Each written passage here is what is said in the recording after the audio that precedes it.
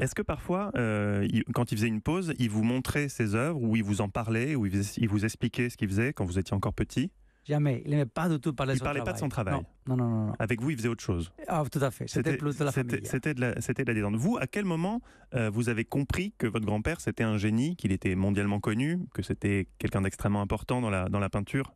À quel moment vous avez compris ça? Ça fait 40 ans, c'était en 1978, que je suis rentré pour la première fois dans son atelier. Et là, j'étais incroyablement choqué pour tout ça que j'ai vu. Ouais.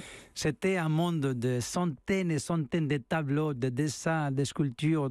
Enfin, c'était vraiment un chaos de construction, de création, des forces spirituelles qui m'a complètement choqué. Même s'il avait déjà 85 ans, j'avais que 10 ans, le choc a été brutal.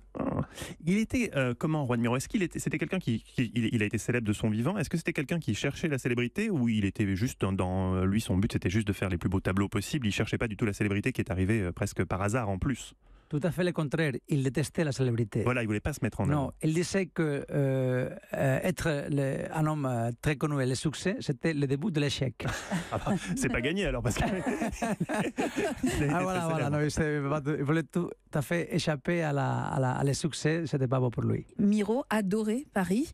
Est-ce que vous trouvez que cette exposition au Grand Palais est à la hauteur de son admiration pour cette ville?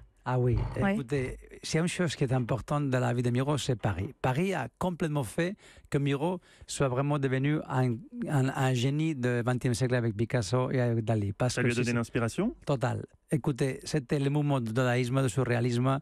Tous les écrivains, tous les poètes étaient là. Tout le monde était là? Voilà. C'était à Montmartre? Ah, c'était à Montmartre, je crois, oui. Et à Montparnasse aussi. À Montparnasse aussi, oui.